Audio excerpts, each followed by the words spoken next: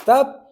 Ne bouge pas. Tu as cliqué, c'est pour savoir quel est ce nouveau métier si mystérieux. Eh bien, on va tout te dire dans cette vidéo sans plus tarder. Alors, elle, c'est Meima Labate et moi, c'est Cher Diakité. Donc, ce nouveau concept, très simple, un format plus court pour vous parler géopolitique, entrepreneuriat, technologie et bien sûr, dans un format actualité et culture générale. Et donc, Meima, c'est la spécialiste. Elle déniche vraiment des sujets qui font le tour de l'actualité et qui sont très pertinents. Et moi, j'essaye de les décortiquer, de les analyser, d'en faire un décryptage qui soit le plus pertinent possible. Donc, Meima, Oui, alors, c'est le troisième volet, c'est ça, on a oui, c'est commencé ça. avant-hier. On a publié déjà 2 vidéos C'est de ça. cette nouvelle playlist. C'est ça. D'ailleurs, on ne connaît toujours pas le nom de la playlist et on pense à changer le nom de la chaîne, mais ça, vous le saurez dans les prochaines vidéos, très certainement. Donc, pour ce troisième volet, Oui. qu'est-ce que tu nous as trouvé? Bon, déjà, avant de commencer, je vais saluer les boss. Oui, J'espère que ce sont les vous boss. portez bien. Et on va y aller sur le premier sujet, C'est ça, déjà, on y va. pour, Alors, qui tu dis concerne le premier parce que, en fait, la celui vidéo, on l'a de... fait court, on va la terminer tout à l'heure, mais on va enchaîner avec une deuxième vidéo. Exactement. C'est pour ça que tu dis 2 sujets. C'est ça. Donc, aujourd'hui, on va parler du directeur géopolitique. Ok. Voilà. Donc, je t'avais parlé de Ouais, ça. Je ouais. t'avais dit que j'ai fait des recherches là-dessus et tout. Oui, oui. Donc, en fait, on veut savoir. Mhm. Je veux que tu nous expliques c'est quoi concrètement un directeur géopolitique. Parce que D'accord. là, quand on dit directeur géopolitique, en fait, le titre, ça peut faire classe, en fait. Donc, Oui, genre voilà, c'est c'est un titre pour faire genre. voilà, Hein, c'est pour faire c'est genre. ça. Donc, il faut nous expliquer D'accord, concrètement, d'accord, ça veut dire quoi? d'accord. Donc, bon, moi également, c'est pas un métier, en fait, que je connais depuis longtemps. Je l'ai découvert en même temps que toi il y a quelques Mhm, jours. Maintenant, c'est pas un métier qui me paraît étonnant. mhm. On pouvait s'y attendre. Maintenant, Oui. un directeur géopolitique, Mhm, je vais prendre des analogies et à travers ces analogies, on va mieux comprendre. Par exemple, tu sais que dans une entreprise, en tout cas dans certaines entreprises, surtout les mhm, multinationales qui donc jouent sur le terrain international, mhm, qui ont différentes succursales, des filiales et tout, donc des lois différentes d'une succursale à l'autre, d'une implémentation à l'autre, ou bien implantation autant pour moi. mhm. Et donc, eux, ils ont ce qu'on appelle euh, les, les directeurs commerciaux, mais qui jouent le rôle en fait de partenariat. Ok. C'est-à-dire qu'ils doivent nouer des partenariats. Et le Mhm, directeur commercial, si tu regardes, le directeur géopolitique, c'est comme un directeur commercial, mais qui ne joue pas sur le terrain, on va dire, national, si on peut dire ça comme mhm. ça, mais qui joue plutôt sur le terrain International. international. Mhm. C'est-à-dire qu'il va évaluer les risques, Oui. mais les risques, non pas commerciaux, mais les risques plutôt géopolitiques. D'accord. D'accord? Ok. Il y a une autre analogie, à part le directeur commercial, on peut penser aussi, par exemple, au chargé de Public Relations, Mhm. donc PR Ok. ou RP comme on dit. Ce sont des personnes, ce sont des communicants Mhm. qui sont chargés de gérer l'image de l'entreprise et de la marque vis-à-vis du grand public, vis-à-vis de la presse. Tu D'accord. vois? Donc, eux, les chargés de PR, ils vont gérer quoi? Ils vont gérer le risque lié à l'image. Ok. Les directeurs commerciaux, ils vont gérer les risques liés aux enjeux commerciaux. Mhm. D'accord? Donc, peut-être risque d'impayé, risque de, par exemple, ne pas décrocher ce contrat et donc perdre des parts de marché. Ok. Tandis que le directeur géopolitique, c'est vraiment le spécialiste qui va gérer les risques géopolitiques et transformer ces risques-là en opportunités à saisir et D'accord. transformer l'essai pour l'entreprise. D'accord. Ce qui est bon normalement pour Mhm. sa croissance. D'accord. Bien sûr. Super. Donc, maintenant, c'est dit, on va passer à à la deuxième question. Ok, Voilà. ok, oui. Donc là, déjà, ce qu'on voit dans le monde Mhm, actuellement, concernant mhm, la géopolitique déjà, mhm, on voit que Trump revient au pouvoir avec ses tarifs douaniers. mhm. J'en ai Oui, oui, entendu oui, parler. oui. Il C'est a gagné en 2024, Mhm. donc comme c'est l'élection, c'est toujours en Voilà. novembre, et Mhm. il a prêté serment le 20 janvier 2025. 25. Donc là, ça fait déjà une année au Mhm. pouvoir, et effectivement, toute l'année précédente, c'est marqué par les taxes douanières C'est ça. et bien sûr Voilà. tout type de menaces Ces géopolitiques, menaces justement. commerciaux et Oui. tout. Mhm. Donc, en quoi ça change, en fait, ça change quoi dans la donne pour une entreprise qui veut se développer à l'international? toujours dans le cadre de ce métier de directeur géopolitique. Hein. Exactement, Voilà. Donc, exactement, c'est ça. si j'ai bien compris, c'est avec les questions que tu vas me poser, c'est vraiment C'est par rapport à ce exactement par nouveau rapport à métier-là. ça. Exactement. Donc, déjà, justement, tout à l'heure, il expliquait que le directeur géopolitique essayait de trouver deux analogies comme ça, puisque c'est un nouveau métier, donc il faut trouver des analogies pour essayer de se situer un petit peu. Mais le directeur géopolitique, j'expliquais donc qu'il gère les risques. Ben, c'est ce que tu viens justement de dire. Tu viens de parler de risque. C'est quand tu parles risque qui est une épée de Damoclès sur qui? Sur, en fait, la croissance, est-ce que tu vois, des entreprises qui jouent sur le terrain international. C'est ça. Donc, ces risques-là, avec Donald Trump, ils sont amplifiés. C'est pour ça d'ailleurs que le titre, on a dit Donald Trump fait exploser ce nouveau métier. C'est pas par hasard. Absolument. Voilà, on a choisi ce titre-là, c'est parce que justement, des présidents comme Donald Trump ou bien Xi Jinping, donc des présidents en fait, des dirigeants de puissance mondiale qui sont les seules superpuissances, c'est eux qui par leurs décisions peuvent faire peser des risques vraiment sur le commerce international. D'accord? Et donc, toujours le directeur géopolitique, pourquoi ça explose maintenant? Parce que justement, avec Donald Trump, le risque géopolitique, il est décuplé. Il est décuplé. Et donc, la vision stratégique, cette aptitude qu'aura le directeur géopo à détecter le risque, à le juguler et à en faire une opportunité à saisir, à transformer pour l'entreprise, c'est d'autant plus pertinent en cette période où on voit le retour déjà à la Maison-Blanche de Donald Trump, la guerre commerciale avec la Chine et bien sûr les risques géopolitiques comme par exemple actuellement le détroit d'Ormuz qui fait naviguer, je ne sais plus si c'est 20% ou plus du pétrole mondial, donc il passe par le détroit d'Ormuz. Or, tu sais qu'aujourd'hui, nous sommes samedi, je ne sais pas, on est 31, et demain, le 1er, on sait très bien que l'armée, la marine iranienne va mener des exercices donc près du détroit d'Ormuz. Tu vois un petit en compagnie de la Russie. Alors, pour la Russie et la Chine, normalement, ils font l'exercice avec eux chaque année. Je ne sais pas s'ils vont le faire avec eux demain ou s'ils doivent le faire. Il y en a qui disent qu'ils doivent le faire en fin du mois de février, je ne sais pas encore. Voilà. Mais sûrement, ils le font avec eux ou sans eux ou bientôt avec eux, quelque chose comme ça. Donc, du coup, on voit que les risques géopolitiques, là, je viens de te parler du détroit d'Ormuz, passage d'une bonne partie du carburant, du pétrole. Et donc, tu vois qu'une entreprise qui joue sur le terrain international, qui se fait livrer de la marchandise. Donc, il y a des risques de voir le prix des cargaisons augmenter, le prix du transport, le prix des matières premières, et ainsi de suite. Et tout ça, bien sûr, il suffit qu'une seule matière première, son prix explose pour que ça ait un impact sur tout le reste et que ça peut aussi causer des retards. Par exemple, imagine que demain, bien sûr, personne ne le souhaite qu'il y a les attaques américaines se confirment sur l'Iran, ben, eux vont répliquer et tout. Il y a Dubaï, qui est quand même une ville de commerce par excellence, qui est tout près, qui est vraiment… en fait, il faut savoir que les Émirats, le Qatar, Oman, l'Arabie Saoudite, ils font juste face comme ça. Sur, il y a le golfe Persique, il y en a qui l'appellent golfe arabique, et juste devant, c'est l'Iran, la Perse, et après c'est le Pakistan, juste derrière. Donc, du coup, en termes de commerce international, avoir un directeur géopolitique aujourd'hui, pour quelqu'un en tout cas qui gère une entreprise, donc que ce soit un conseil d'administration ou un CEO qui gère vraiment une multinationale, qui joue sur ce terrain-là international, franchement, avoir un directeur géopolitique, ça s'avère quand même de plus en plus indispensable. D'accord. Ok.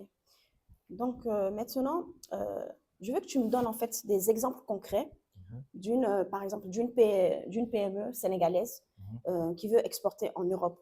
Elle a besoin d'un directeur géopolitique ou bien? Tu voulais dire géopoliticien? Oui, géopoliticien. Oui, alors, géopoliticien, en fait, un géopoliticien peut être nommé directeur géopolitique, tout à fait, par une entreprise. Donc, une PME, c'est intéressant parce que depuis que moi, je suis en train d'expliquer ça, si tu as remarqué, je te parle plus des multinationales. Toi, tu viens de me poser une question sur une PME. Donc là, nos auditeurs, ils peuvent se dire, ah, donc, il n'y a peut-être pas que les grandes entreprises multinationales qui peuvent avoir recours à ce type de métier-là. Alors, la réponse, selon moi en tout cas, au stade actuel, puisque c'est vraiment un nouveau métier que même moi j'ai découvert récemment, mais au stade actuel, les informations qu'on a, une PME, oui, peut avoir un directeur géopolitique. Par contre, ce qu'il faut savoir qui est très important, c'est que dans une PME, les ressources, notamment les ressources humaines, sont optimisés parce qu'on n'a pas beaucoup de moyens pour payer beaucoup de salaires et puis ça va dans tous les sens. Oui. Voilà, on gère comme on dit. Mhm. Donc, tu sais, au début, je t'ai parlé, quand tu m'as posé la première question, la deuxième, je t'ai parlé Mhm. surtout, je t'ai fait une analogie avec le directeur commercial. Oui.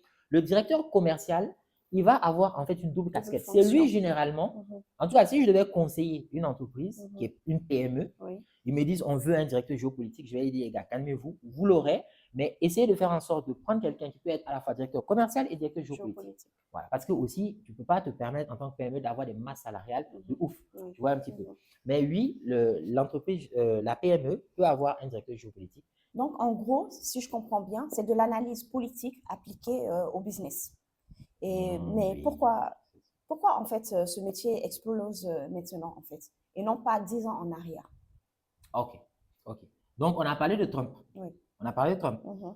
On a parlé de tout ce qui est en train de se passer actuellement. Mhm. En fait, il faut savoir que le monde, il y a jusqu'à... Alors, il y a Samuel Huntington, Mhm. le fameux géopolitologue, qui avait écrit Le choc des civilisations. Il y a son confrère qui, lui, avait écrit La fin de l'histoire. Si je me rappelle bien, c'était Fukuyama. Okay. Et donc, c'était deux théories.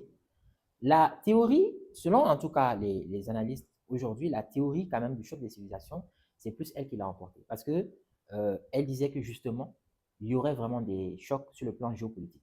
La résurgence des empires, la Perse, l'Empire ottoman, la Turquie, la Chine, n'est-ce pas? Quand la Chine se réveillera, le monde va trembler, tout ça. Et donc, même l'Afrique, hein, même l'Afrique, maintenant, voilà, c'est pour ça, c'est pas pour rien, l'AES, tout ça, ce sont des résurgences, donc, des empires. Et donc, Samuel Huntington, il avait prédit ça, et c'est plutôt lui qui a eu raison, puisque aujourd'hui, on voit que le monde, sur le plan géopolitique, sur le plan des relations internationales, les choses sont en train de s'accélérer et dans le sens du conflit. Or, quand on parle de risque géopolitique, c'est parce que justement, il y a des conflits, c'est parce qu'il y a des conflits qu'il y a des risques. Tu vois un peu?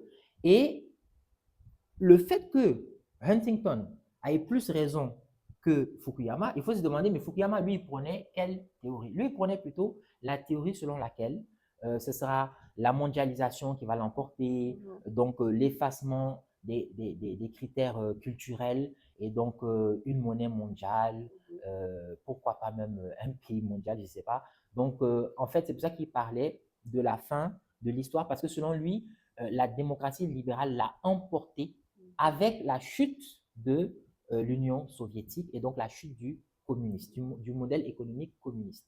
Est-ce que tu vois un peu?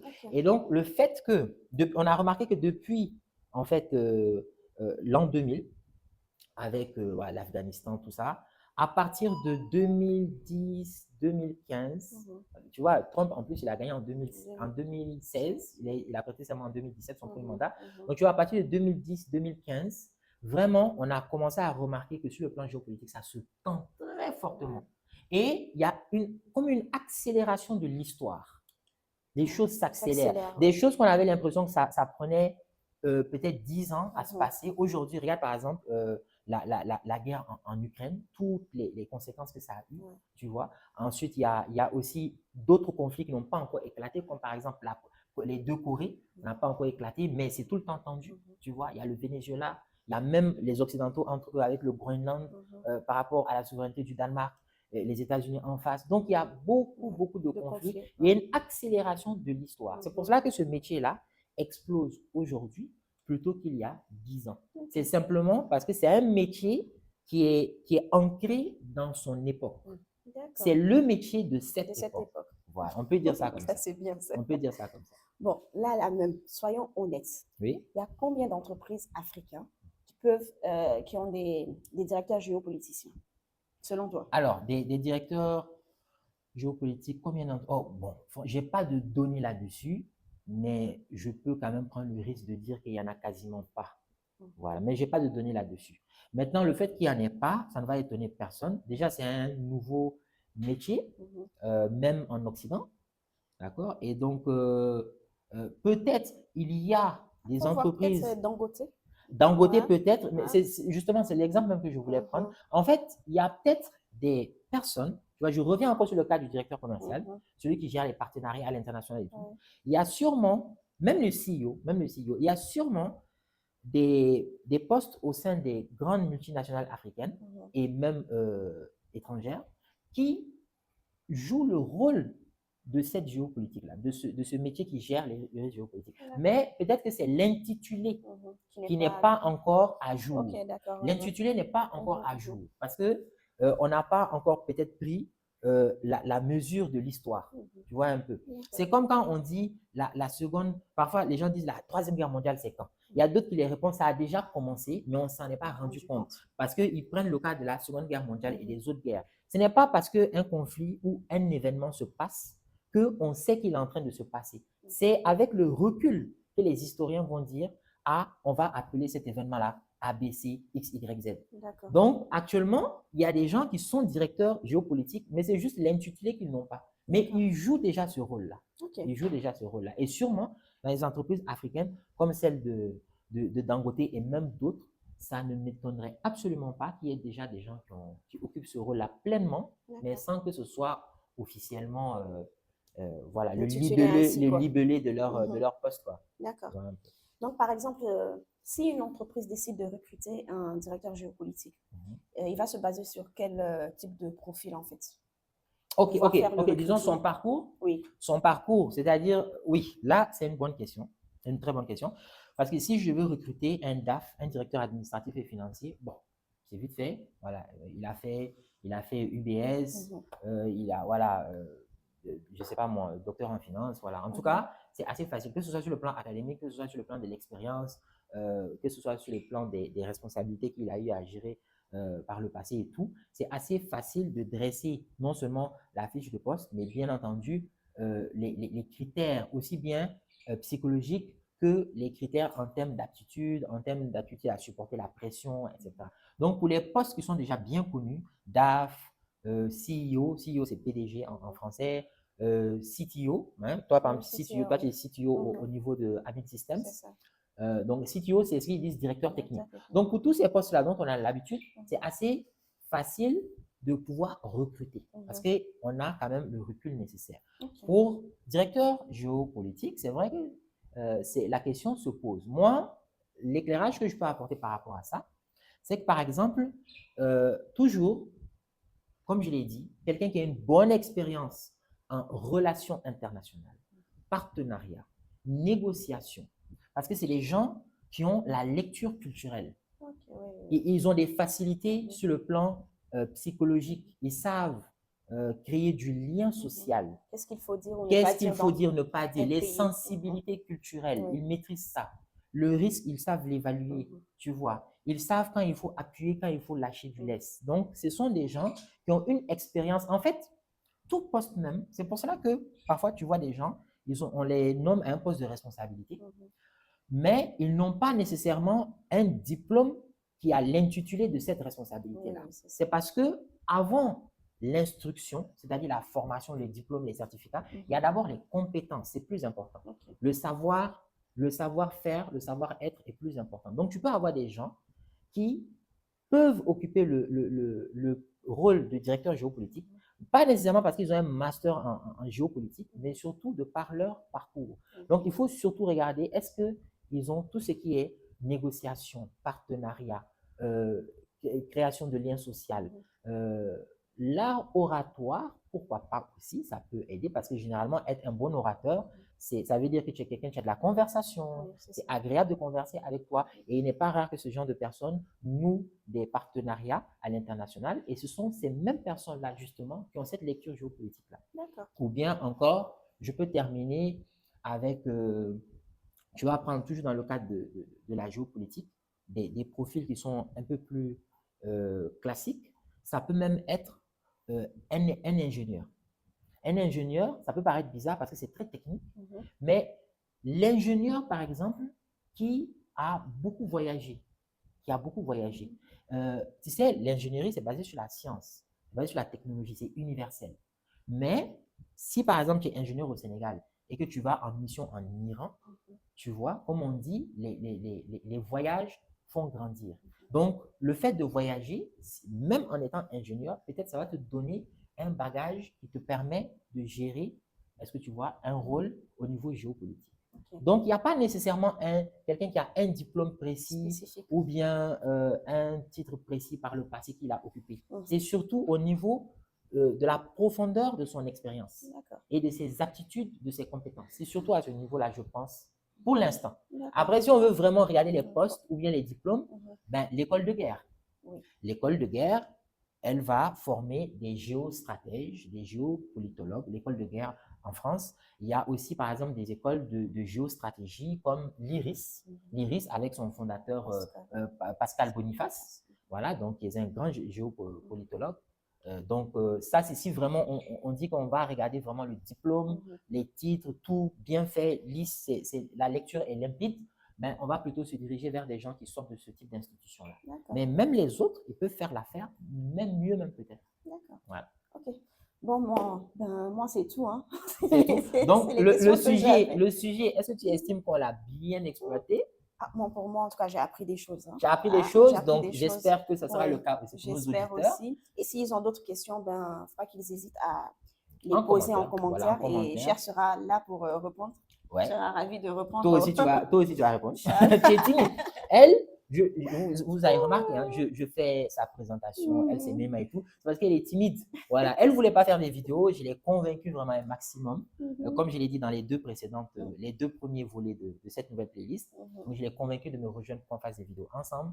Et donc, elle est très timide, mais elle est super compétente, même plus Là, que tu moi. mélanges des fleurs. Non, tu sais que j'exagère pas.